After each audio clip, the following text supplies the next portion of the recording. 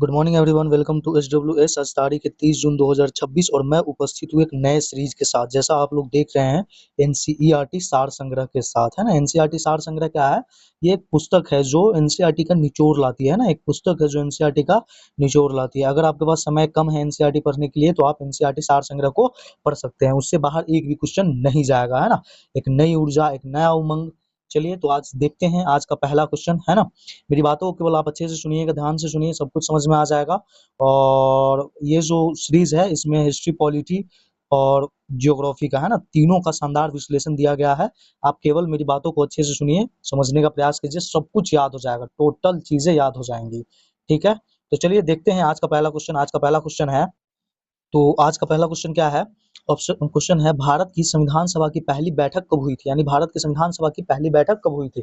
देखिए अभी प्रश्न आसान लग रहे होंगे, बट क्वेश्चन जैसे जैसे आगे हम लोग सार संग्रह में आगे बढ़ते चलेंगे वैसे वैसे क्वेश्चन आपको मॉडरेट मिलते रहेंगे, है ना। मॉडरेट मिलते रहेंगे, फिर मॉडरेट से हार्ड क्वेश्चन मिलेंगे। तो अभी परेशान मत होइए, या एक क्वेश्चन को देख के मत सोच लीजिएगा कि क्वेश्चन कैसा है, किस लेवल का। हालांकि ये क्वेश्चन आप जानते हैं इसलिए आपको आसान लग सकता है, बट याद कीजिए आज से 2 महीने, 4 महीने, 6 महीने पहले आपको ये क्वेश्चन हार्ड लगती थी, है ना। तो चलिए देखते हैं। ऑप्शन ए है 11 दिसंबर 1940, 13 दिसंबर 1940, 9 दिसंबर 1940 या 26 जनवरी 1950। इसका राइट आंसर क्या हो जाएगा? संविधान सभा की पहली बैठक, है ना। संविधान सभा की पहली बैठक कब होती है? वो होती है ऑप्शन डी, 9 दिसंबर 1946 को। और इसके अध्यक्ष कौन होते हैं? इसका अस्थायी अध्यक्ष कहा जाता है सच्चिदानंद सिन्हा। कौन थे अस्थायी अध्यक्ष? कौन थे? सच्चिदानंद सिन्हा। ठीक है, इसका दूसरा बैठक कब होता है? तो पहला तो हो गया 9 दिसंबर, है ना। पहला कब होता है?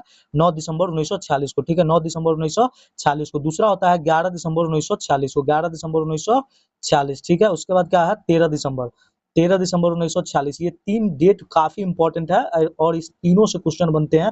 मेरी बातों को केवल आप ध्यान से सुनिए। 9 दिसंबर 1940 को क्या होता है? इसकी अध्यक्षता कौन करते हैं? सच्चिदानंद सिन्हा, और वो अस्थायी अध्यक्ष होते हैं। इसके बाद आता है 11 दिसंबर। 11 दिसंबर को क्या होता है? 11 दिसंबर को होता है कि डॉक्टर राजेंद्र प्रसाद जी स्थायी अध्यक्ष के रूप में चुने जाते हैं ना। स्थायी अध्यक्ष के रूप में चुने जाते हैं। आपके मन में एक सवाल आ रहा होगा कि फिर डॉक्टर राजेंद्र प्रसाद जी और स्थायी अध्यक्ष के रूप में 9 दिसंबर 1946 को क्यों नहीं चुने गए थे? क्योंकि उस समय पे चुनाव ही नहीं हुआ था 9 दिसंबर को। इस समय जो सबसे बुजुर्ग है ना, जो सबसे बुजुर्ग थे या वृद्ध थे, अनुभवी थे, उन्हें इस सभा का अध्यक्ष बना दिया गया था। इसके बाद 13 दिसंबर क्यों इंपॉर्टेंट है? क्योंकि 13 दिसंबर को उद्देश्य प्रस्ताव, है ना, 13 दिसंबर को क्या हुआ था? उद्देश्य प्रस्ताव को पेश किया गया था, जिसको स्वीकृति कब मिली थी? 22 जनवरी 1947 को। अभी जो 10-15 मिनट जितने शब्द मेरे मुंह से निकलने वाले हैं ना, वो सभी के सभी क्वेश्चन पूछे गए हुए हैं। काफी इंपॉर्टेंट क्वेश्चन है। जैसे हम लोग पढ़ते हैं ना कि पूरा सिलेबस खत्म करना, उसमें से 1-2 क्वेश्चन पूछा जा सकता है, बट ये जो अभी जितने क्वेश्चन आ रहे हैं ना, वो सभी के सभी पूछे गए क्वेश्चन है। आपको पता चलेगा कि एनसीईआरटी सार संग्रह जो है कितना इंपॉर्टेंट है हर एक एग्जाम के लिए, हर एक एग्जाम के लिए। तो समझ में आ गया, इसका राइट आंसर क्या हो जाएगा? Option D. ठीक है, चलिए आज का अगला क्वेश्चन देखते हैं। संविधान सभा का स्थायी अध्यक्ष किसे चुना गया था, है ना। स्थायी अध्यक्ष अभी पीछे बताएं कौन थे? डॉक्टर राजेंद्र प्रसाद। कौन थे? डॉक्टर राजेंद्र प्रसाद। कब? 11 दिसंबर 1946 को। ठीक है, आज का अगला क्वेश्चन है, संविधान सभा के अस्थायी अध्यक्ष के रूप में किसे चुना गया था? अस्थायी डॉक्टर सच्चिदानंद सिन्हा, है ना। ये पहला क्वेश्चन ही रिपीट हो गया क्या? हाँ, मतलब ये ठीक है, क्वेश्चन थोड़ा सा चेंज किया है आपने लैंग्वेज को।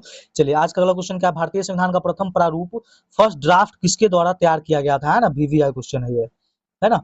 भारतीय संविधान का प्रथम प्रारूप, फर्स्ट ड्राफ्ट किसके द्वारा तैयार किया गया था? क्या जवाहरलाल नेहरू जी के द्वारा, क्या KM मुंशी थे, क्या BR अम्बेडकर थे, या BN राव थे? इसका राइट आंसर क्या हो जाएगा? इसका राइट आंसर देखिए, यहाँ पर आप एनसीईआरटी को आधार मानिएगा, एनसीईआरटी को आधार मानिए या किसी और चीज को, अगर किसी और बुक को आधार मानिएगा तो वहां आपको क्वेश्चन ऑप्शन जो है ना वो टकराएंगे। जैसे कहीं आपको BN राव, है ना, BN राव को माना जाता है, कहीं पे डॉक्टर BR अम्बेडकर को माना जाता है। किसको?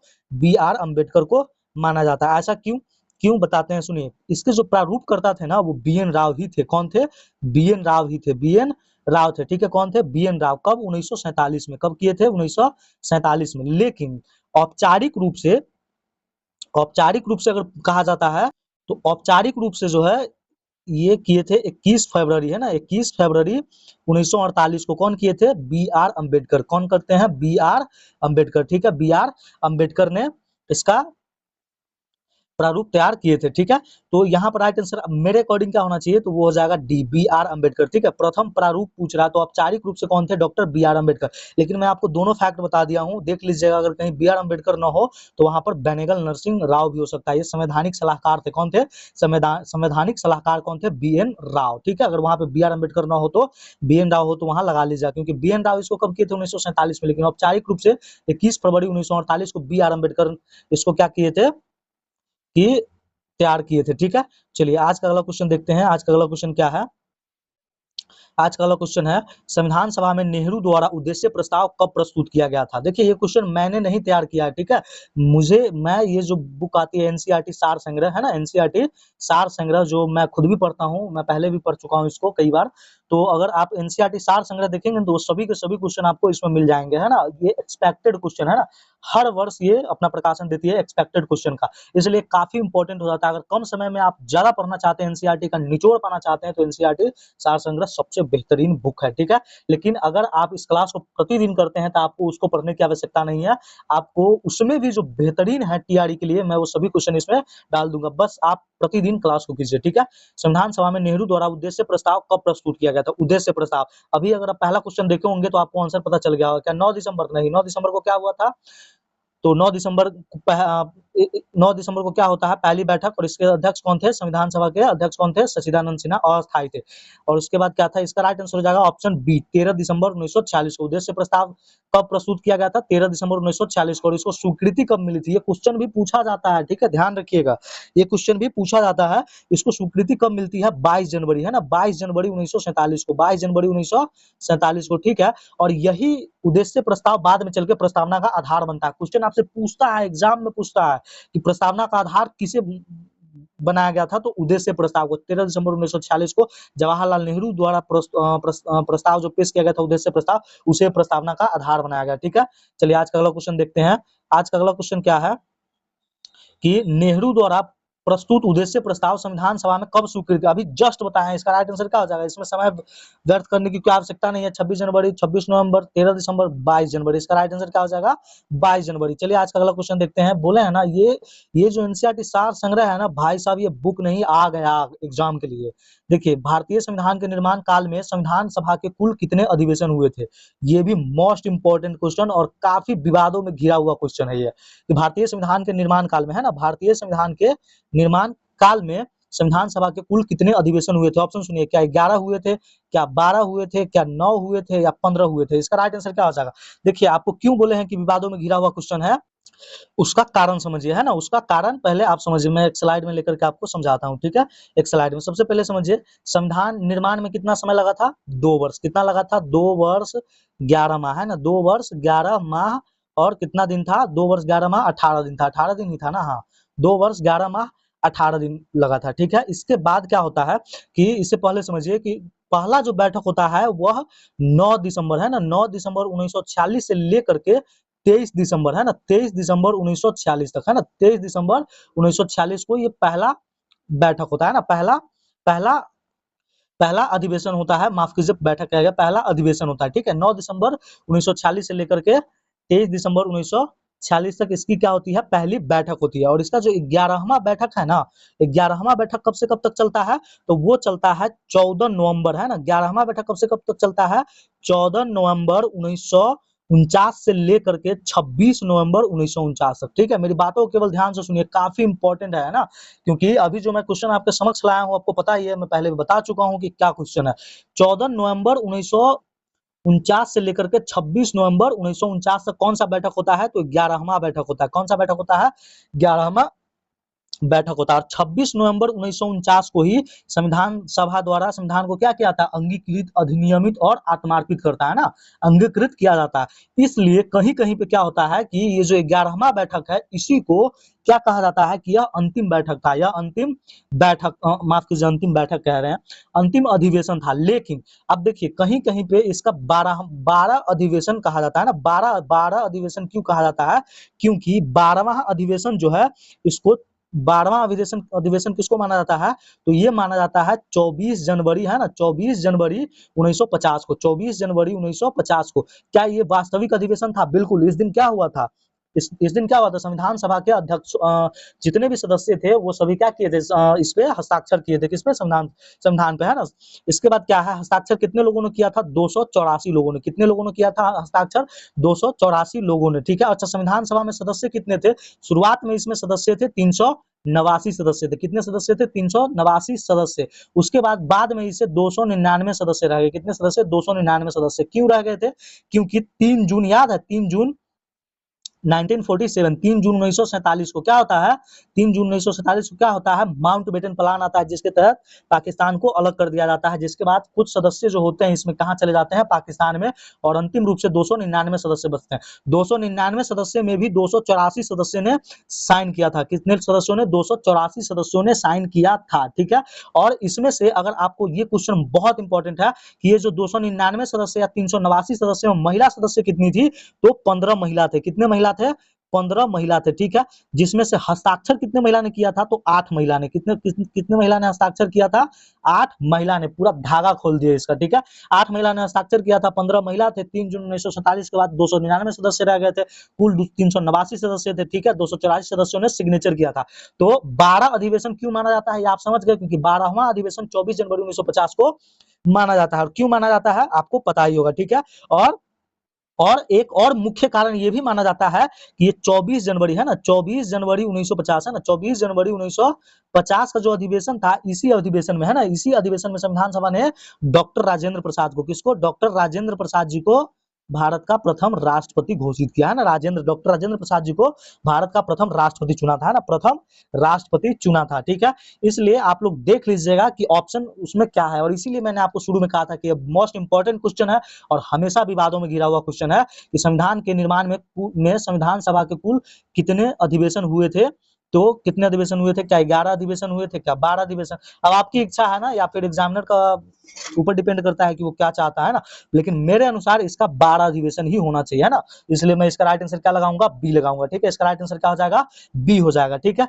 चलिए आज का अगला क्वेश्चन देखते हैं। आज का अगला क्वेश्चन क्या है, समय ही ज्यादा होते चला जाता है, क्वेश्चन कम हो जाता है, इसलिए मैं एक्सप्लेनेशन पे कम ध्यान देना चाहता हूँ। भारतीय संविधान के निर्माण में संविधान सभा को कितना समय लगा था, कितना समय लगा था। अगर अभी आप पिछला जो मेरा क्वेश्चन था और उसका जो एक्सप्लेनेशन सुने होंगे तो आप इसका आंसर 1 सेकंड भी नहीं लगाएंगे लगाने में। कितना लगा था, 2 वर्ष 11 माह और 18 दिन। ऑप्शन सी, कितना लगा था, 2 वर्ष 11 माह 18 दिन। अच्छा, यहाँ पर एक चीज मैं भूल गया हूँ, यह कितने दिनों तक बैठक चली थी, तो 166 दिनों तक। कितने दिनों तक बैठक चली थी, 166 दिनों तक बैठक चली थी। कितने दिनों तक, 166 दिनों तक। ये क्वेश्चन भी एग्जाम का ही क्वेश्चन है ना। आप अगर आपके इस बुक को अगर आप पूर्वालोकन यानी घटना चक्र खोलते हैं तो आपको पता चलेगा कि ये जो 166 दिन है ना, ये भी क्यू है, किसी न किसी एग्जाम में पूछा हुआ। अभी जितने सारे मैं बोल रहा हूँ ना, चाहे ये एक्सप्लेनेशन हो, चाहे आप क्वेश्चन देख रहे हैं, ये सभी के सभी क्वेश्चन पूछा हुआ क्वेश्चन ही है। इसीलिए एनसीईआरटी सार संग्रह को जबरदस्त माना जाता है ना, एनसीईआरटी सार संग्रह को जबरदस्त इसीलिए कहा जाता है, ठीक है, क्योंकि इसमें कोई भी फालतू की बातें नहीं होती है, केवल टू द पॉइंट बातें करता है, ठीक है। इसीलिए मैं ये सीरीज आपके समक्ष लाया हूँ। चलिए देखते हैं आज का अगला क्वेश्चन क्या है। भारतीय संविधान सभा के संवैधानिक सलाहकार कौन थे, याद कीजिए। दूसरा क्वेश्चन में भी इसका व्याख्या मैं आपको बताया हूँ, मुझे क्वेश्चन तक याद हो जाता है। देखिए, डॉक्टर बी आर अम्बेडकर, क्या बी एन राव, क्या राजेंद्र प्रसाद जी, या के एम मुंशी। संवैधानिक सलाहकार कौन थे, अभी ने बताया कौन थे सर, बी एन राव। कौन थे, बी एन राव। और ये किस क्वेश्चन में बताया है, जब आपको बताया ना कि पहले प्रारूप जो है मसौदा कौन तैयार किया था, फर्स्ट ड्राफ्ट जो है कौन तैयार किया था, तो बी एन राव 1947 में, लेकिन औपचारिक रूप से 1948 में कौन किए थे, बी आर अम्बेडकर, ठीक है। चलिए 21 फरवरी 1948 को, ठीक है। चलिए आज का अगला क्वेश्चन देखते हैं। भारत की संविधान सभा ने वर्तमान में राष्ट्रीय ध्वज को कब अपनाया था, है ना, राष्ट्रीय ध्वज को कब अपनाया था। अच्छा, ये नहीं बताए थे। ऑप्शन देखिए, क्या 15 अगस्त 1947 को, क्या 24 जनवरी 1950 को, क्या 22 जुलाई 1947 को, या 26 जनवरी 1950 को। इसका राइट आंसर क्या हो जाएगा, है ना, इसका राइट आंसर क्या हो जाएगा बताइएगा। इसका जो राइट आंसर हो जाएगा ऑप्शन डी, है ना, 22 जुलाई 1947 को, 22 जुलाई 1947 को राष्ट्रीय ध्वज को कब अपनाया गया था, 22 जुलाई 1947 को। डिजाइन कौन तैयार किए थे, पिंगली वेंकैया, है ना, पिंगली वेंकैया। डिजाइन इसका कौन तैयार किए थे, पिंगली वेंकैया, 22 जुलाई 1947 को, ठीक है। अच्छा, एक चीज इस क्वेश्चन से मुझे याद आ गया, आज का आपका पहला क्वेश्चन है, आज का आपका पहला क्वेश्चन है कि आईएनसी ने, इंडियन नेशनल कांग्रेस ने राष्ट्रध्वज को, है ना, राष्ट्रध्वज को अपने किस अधिवेशन में अपनाया था। इसका आंसर आप लोग बताइएगा, आज का पहला क्वेश्चन है, ठीक है। चलिए तो इसका राइट आंसर क्या हो जाएगा, 22 जुलाई 1947 को, ठीक है। अच्छा, राष्ट्रीय झंडा समिति के अध्यक्ष कौन थे? तो क्या वो पिंगली वेंकैया थे? नहीं। ये क्वेश्चन भी पूछा गया क्वेश्चन है, बहुत मोस्ट इंपोर्टेंट आज का क्वेश्चन है। आज का क्वेश्चन काफी इंपोर्टेंट क्वेश्चन है। पिंगली वेंकैया क्या झंडा समिति के अध्यक्ष थे? नहीं। इसके अध्यक्ष कौन थे? डॉक्टर राजेंद्र प्रसाद। कौन थे? राजेंद्र प्रसाद, है ना, राजेंद्र प्रसाद, है ना, राजेंद्र प्रसाद। एक भी क्वेश्चन इससे बाहर आपको एग्जाम में नहीं देखने को मिलेगा, बस भरोसा रखिए। चलिए आज का अगला क्वेश्चन देखते हैं। आज का अगला क्वेश्चन क्या है? संविधान सभा की प्रथम बैठक की अध्यक्षता किसने की थी? संविधान सभा की प्रथम बैठक की अध्यक्षता ऑफकोर्स डॉक्टर सच्चिदानंद सिन्हा ने किया था 9 दिसंबर 1946 को, है ना। क्वेश्चन रिपीट हो गया, ठीक है। चलिए आज का अगला क्वेश्चन देखते हैं। भारत का संविधान कब स्वीकृत किया गया था, है ना, स्वीकृत। ये क्वेश्चन भी अगर आप पहले मेरे विश्लेषण को अगर ध्यान से व्याख्या को सुने होंगे तो निश्चित रूप से 1 सेकंड गंवाए आप इसका आंसर लगा सकते हैं। क्या 26 जनवरी 1950 को? नहीं। क्या 9 दिसंबर 1946 को? बिल्कुल नहीं। क्या 26 नवंबर 1949 को? बिल्कुल। इसका राइट आंसर क्या हो जाएगा? ऑप्शन सी, 26 नवंबर 1949 को क्या किए थे? अंगीकृत अधिनियमित किए थे, है ना, 26 नवंबर 1949। देखिए अच्छा एक चीज और समझिए, एक एग्जाम में मुझे ध्यान नहीं आ रहा बट मैं इस क्वेश्चन को देखा था जब मैं पीवाईक्यू एनालाइज कर रहा था। उसमें क्वेश्चन था हिंदी तिथि, है ना, हिंदी में पूछा हुआ था कि किस तिथि को मनाया, मतलब किस तिथि को अंगीकृत किया गया था। तो वो था, कौन था वो? तो वो क्या हो जाएगा, अगर आप लिखना चाहे तो लिख सकते हैं, या फिर अगर वो जो उद्देशिका आता है ना, प्रस्तावना, उसमें भी होता है, वो होता है मिति मार्ग, है ना, मिति मार्ग। यहाँ तक कोई कंफ्यूजन नहीं होता। अब यहाँ से कंफ्यूजन होता है मिति मार्ग शुक्ल सप्तमी, है ना, मिति मार्ग शुक्ल सप्तमी विक्रम संवत 2006, है ना, विक्रम संवत 2006 को एतद द्वारा अंगीकृत अधिनियमित और आप आत्मर्पित करते हैं ना, आत्मर्पित करते हैं, ठीक है। कौन सा? मिति मार्ग शीर्ष शुक्ल सप्तमी विक्रम संवत 2006। आपके लिए इसमें इंपॉर्टेंट क्या है? मिति मार्ग नहीं, आपके लिए इंपॉर्टेंट है शुक्ल सप्तमी, है ना, शुक्ल सप्तमी को। किस दिन? सप्तमी को, शुक्ल सप्तमी, ठीक है। और इसके बाद क्या है, और इसमें क्या इंपॉर्टेंट है? 2006, है ना। अगर आपको कुछ भी याद नहीं रहता तो याद रखिएगा शुक्ल सप्तमी 2006। वैसे याद करने के लिए कुछ ज्यादा है नहीं। मिति मार्ग शीर्ष शुक्ल सप्तमी विक्रम संवत 2006 को एतद द्वारा अधिनियमित आत्मर्पित करते हैं, ठीक है। अधिनियमित, अंगीकृत और आत्मर्पित करते हैं, ठीक है। समझ में आ गया? इसका राइट आंसर क्या हो जाएगा? ऑप्शन सी, ऑप्शन सी, 26 नवंबर 1949 को, ठीक है। देख रहे हैं क्वेश्चन का लेवल क्या है ना। और ये सभी पहले एग्जाम में पूछा गया क्वेश्चन है। भारतीय संविधान पूर्णतः कब लागू हुआ था? देखिए अंगीकृत कब किया गया था? 26 नवंबर 1949 को, लेकिन लागू कब हुआ था? 26 जनवरी 1950 को। ऑप्शन बी हो जाएगा इसका राइट आंसर, 26 जनवरी 1950 को। चलिए आज का अगला क्वेश्चन देखते हैं, क्योंकि समय ज्यादा हो गया और अभी क्वेश्चन नंबर 14 में ही है, पता नहीं। चलिए 26 नवंबर 1949 को भारतीय संविधान किसके द्वारा अधिनियमित किया गया था? अभी जस्ट बताया है 2-3 मिनट पहले। क्या संविधान सभा द्वारा, क्या भारतीय जनता द्वारा, क्या गवर्नर जनरल द्वारा, या ब्रिटिश संसद द्वारा? इसका राइट आंसर क्या हो जाएगा? ऑप्शन ए, संविधान सभा द्वारा। आपसे आज का दूसरा क्वेश्चन पूछते हैं कि संविधान सभा में कितने महिलाओं ने भाग लिया था, है ना, कितने महिला सदस्य थे? अच्छा संविधान सभा में जो सदस्य आए थे ना, वो अप्रत्यक्ष रूप से चुन के आए थे कि प्रत्यक्ष रूप से? तो यह इनडायरेक्ट आए थे। क्या आए थे? इनडायरेक्ट आए थे ना, इनडायरेक्ट रूप से चुन करके आए थे, ठीक है।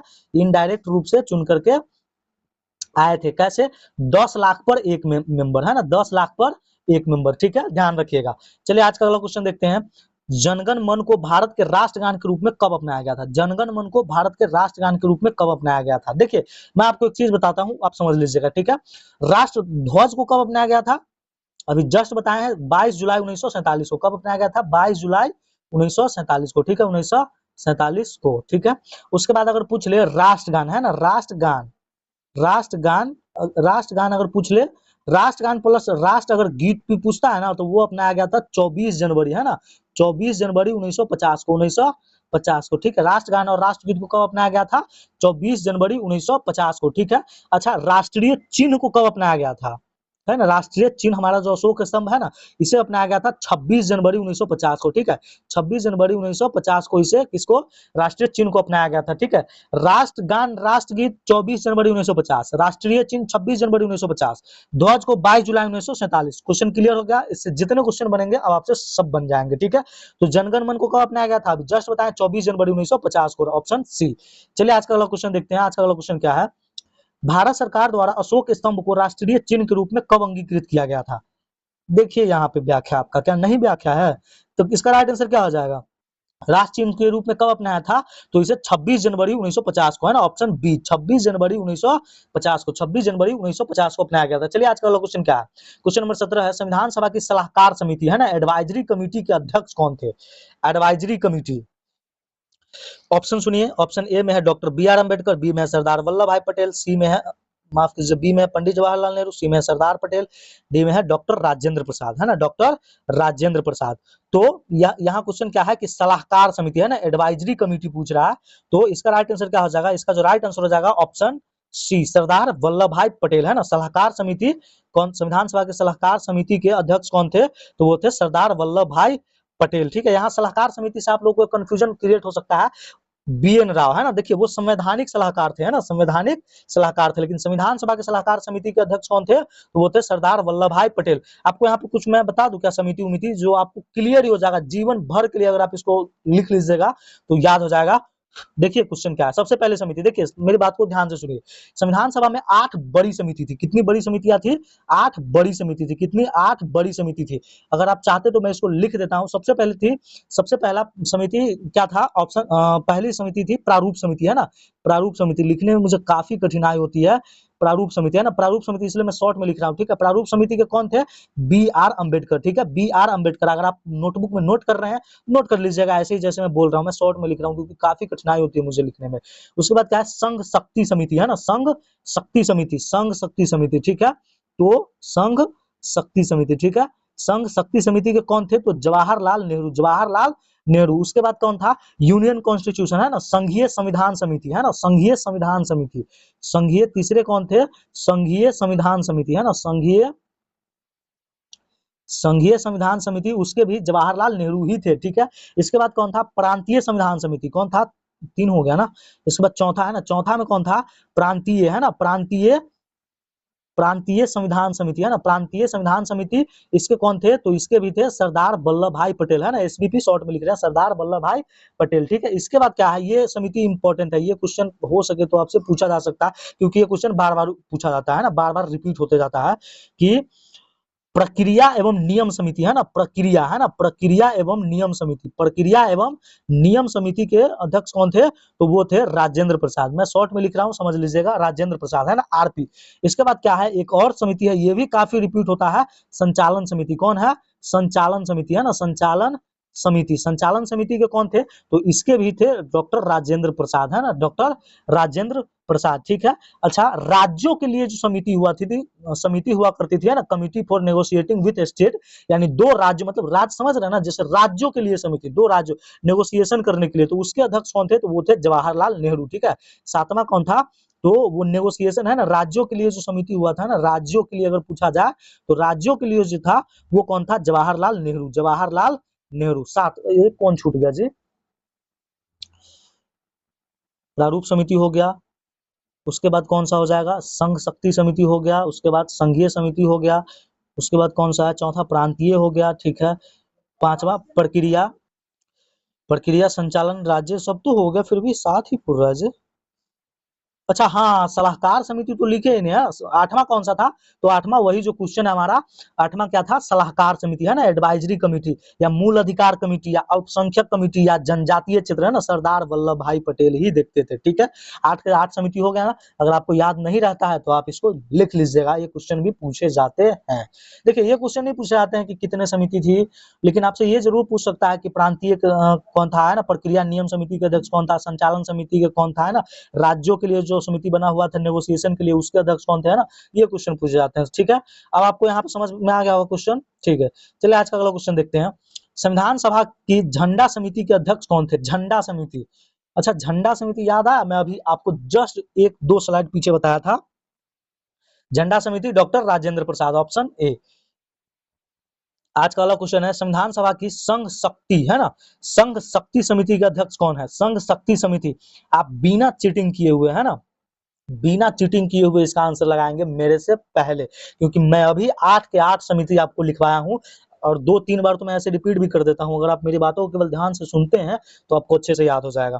तो बताइएगा संघ शक्ति समिति, है ना, बिना चीटिंग किए संघ शक्ति समिति के अध्यक्ष कौन थे, है ना, संघ शक्ति समिति के अध्यक्ष कौन थे? ऑप्शन क्या, राजेंद्र प्रसाद जी, क्या सरदार वल्लभ भाई पटेल, क्या अंबेडकर जी या जवाहरलाल नेहरू? अभी जस्ट बताए हैं संघ शक्ति समिति कौन थे, डॉक्टर राजेंद्र प्रसाद, है ना, संघ शक्ति समिति, है ना, संघ शक्ति समिति जवाहरलाल नेहरू।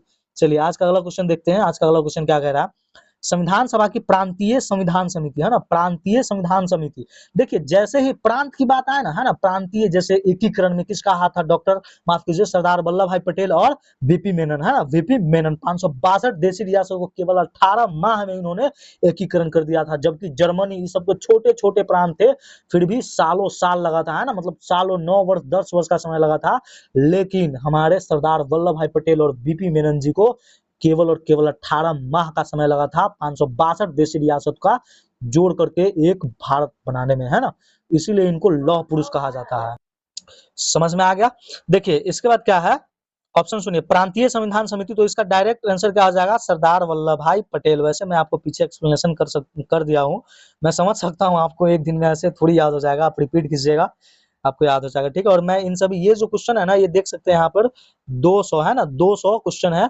जैसे ही ये सीरीज कंप्लीट होती है एनसीईआरटी सार संग्रह वाली, मैं आपको इसका पीडीएफ दे दूंगा। और ऐसा मत समझिए इसमें केवल और केवल पॉलिटी के क्वेश्चन डाले गए हैं, इसमें और भी क्वेश्चन सब हैं, मतलब मैं मिक्स क्वेश्चन लाया हूँ, बट अभी जो है ना, कुछ क्वेश्चन पॉलिटी के चलेंगे, फिर हिस्ट्री के चलेंगे कुछ, फिर उसके बाद ज्योग्राफी के चलेंगे, है ना, जो कुछ, उसके बाद बिहार स्पेशल के भी क्वेश्चन मैंने आपको डेमो दे चुका हूँ ना मैं आपको। तो मैं ये भी बताया था, अगर आप, आपके पास पर्याप्त समय है, अगर बिहार स्पेशल पढ़ना चाहते हैं तो आप इम्तियाज अहमद ले लीजिए, ठीक है, या नहीं तो मैं तो हूं ही आपके लिए। चलिए देखते हैं आज का अगला क्वेश्चन क्या है।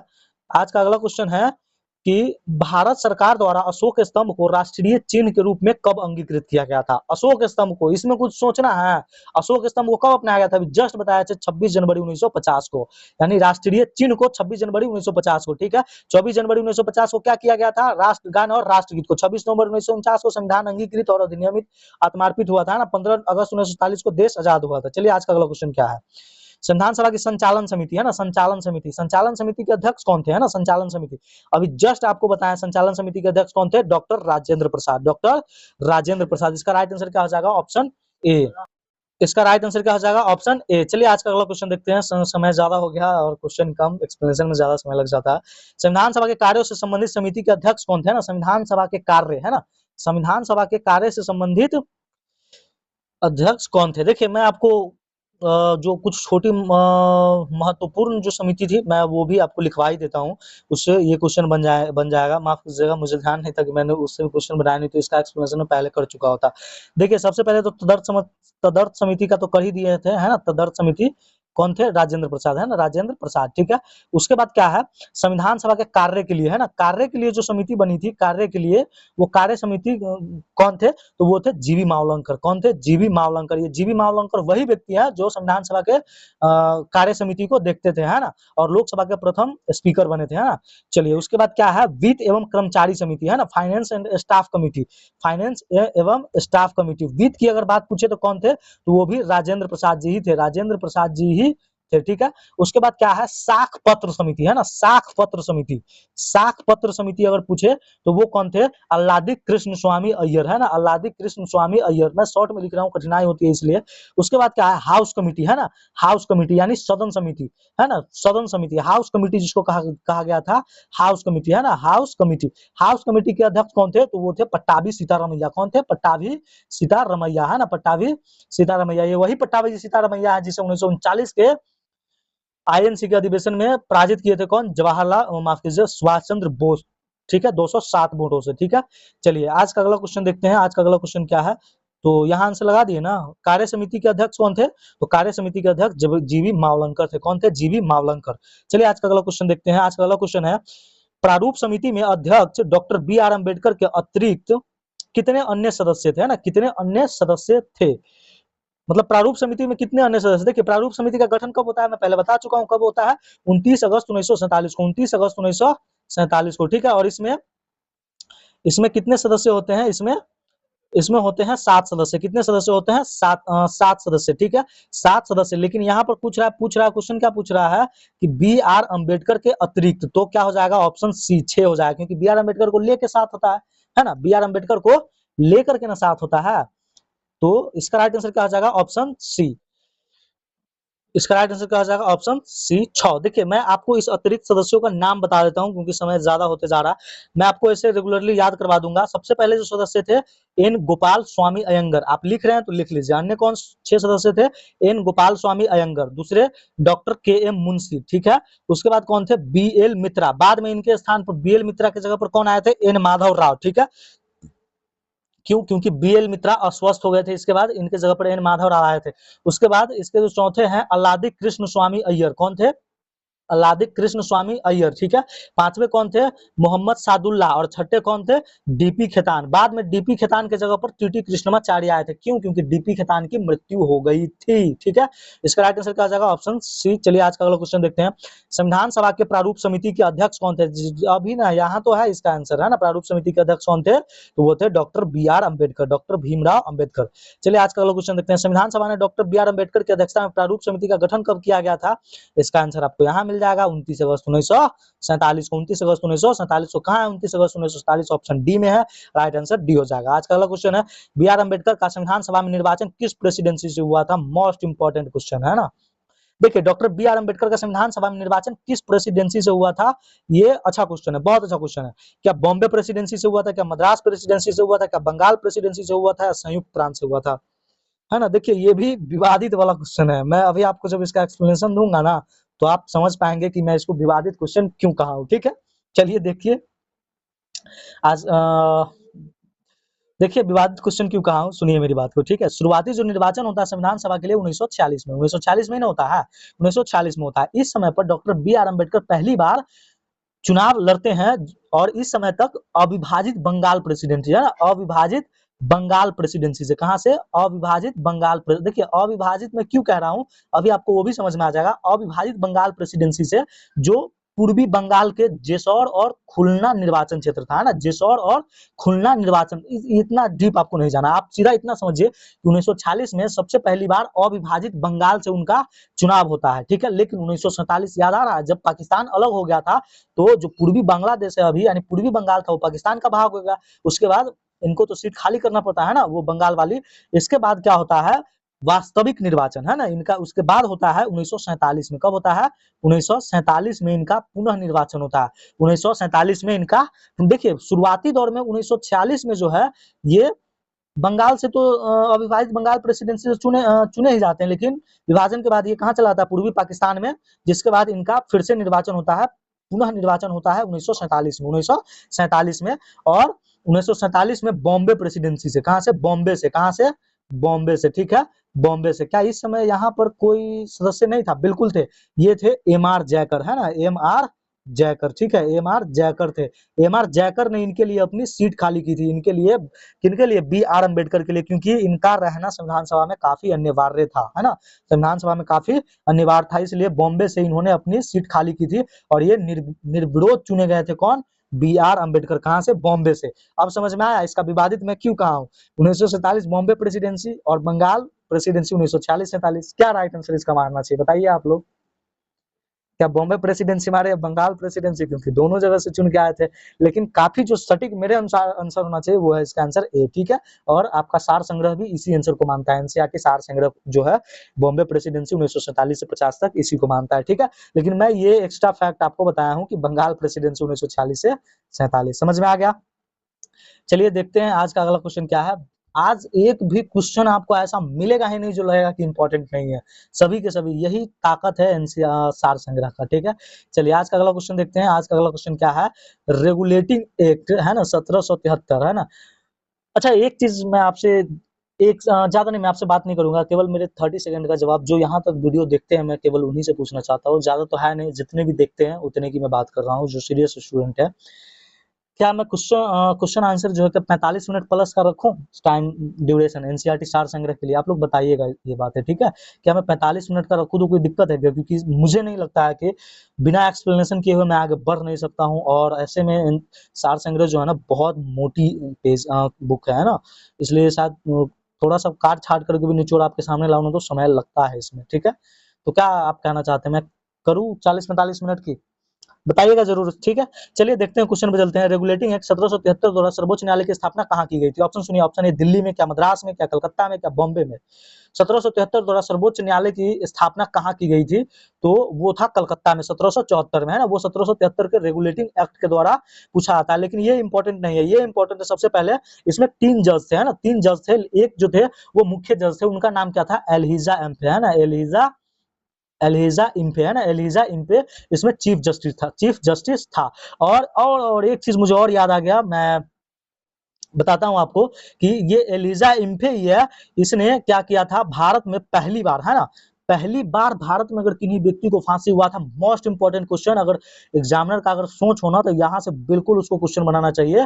पहली बार किसी व्यक्ति को फांसी हुआ था भारत में, तो वो व्यक्ति कोई और नहीं, महाराजा नंद कुमार थे। और ये फांसी कब हुई थी? 5 अगस्त, है ना? 5 अगस्त 1775 को, 5 अगस्त 1775 को। 1774 को सर्वोच्च न्यायालय बना ही है, और 5 अगस्त 1775 को क्या होता है कि महाराजा नंद कुमार को फांसी हो जाती है। ये फांसी क्यों दी जाती है ना? वो महाराजा नंद कुमार और 4-5 और व्यक्ति थे और कुछ जनता को इकट्ठा करके, ये लोग उस समय के जो तत्कालीन गवर्नर जनरल थे, जिसका क्या नाम था? वॉरेन हेस्टिंग, उसके खिलाफ भ्रष्टाचार का सबूत इकट्ठा करके न्यायालय में पेश किया था, ठीक है? लेकिन जालसाजी मतलब धोखाधड़ी करके किसी भी तरह, क्योंकि जज भी उसी का था, गवर्नर भी उसी का था, वो थोड़ी चाहेगा कि मेरे गवर्नर को पद से इस्तीफा दिया जाए, अपमान किया जाए। उस व्यक्ति ने क्या किया था? इस व्यक्ति को फांसी की सजा सुना दी थी, जबकि उसके खिलाफ सब कुछ था, है ना?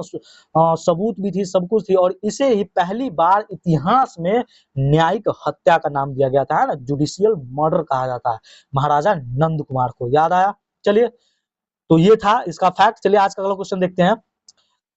भारत के प्रशासन में भाग लेने का अधिकार किस अधिनियम द्वारा दिया गया था? ना, भारतीयों को भारत के प्रशासन में भाग लेने का अधिकार किस अधिनियम द्वारा दिया गया था? किस अधिनियम द्वारा दिया गया था? ठीक है, ऑप्शन सुनिए, थोड़ा फास्ट चलते हैं। भारत सरकार अधिनियम 1858, चार्टर एक्ट 1833, चार्टर एक्ट 1813 या भारत परिषद अधिनियम 1909। देखिए, भारत के प्रशासन में, है ना, भारत के प्रशासन में भाग लेने की बात करता है तो 1833 के चार्टर में दिया गया था, 1833 के चार्टर में दिया गया था। और भारत के पहले आईसीएस अधिकारी कौन थे? तो वो थे नहीं, आप लोग इसका आंसर बताए। चलिए ठीक है, मैं बताता हूँ। इसका पहले जो आईसीएस अधिकारी थे वो थे सत्येंद्र नाथ टैगोर। देखिए, सुरेंद्र नाथ नहीं समझ लीजिएगा, सत्येंद्र नाथ टैगोर। कौन थे? सत्येंद्र नाथ टैगोर भारत के पहले आईसीएस अधिकारी थे, ठीक है? भारत के पहले आईसीएस। इसके बाद तो काफी लोग बने, सुरेंद्र नाथ बनर्जी बने थे, है ना, सुभाष चंद्र बोस जी बने थे, लेकिन पहले कौन थे? सत्येंद्र नाथ टैगोर, ठीक है? समझ में आया? अच्छा, विधायिका या नीति निर्माण में भागीदारी पूछे, विधायिका या नीति निर्माण में पूछे तो 1861, है ना, 1861, ठीक है? 1861। 1909 में क्या हुआ था? 1909 याद 1909 क्या है? मार्ले मिंटो सुधार, है ना, पृथक निर्वाचन दिया गया था, पृथक निर्वाचन दिया गया था। अच्छा, एक चीज यहाँ पर और हो सकता है, जैसे प्रशासन में भाग लेने का अधिकार पहली बार कब मिला था? 1833 के चार्टर में, ठीक है?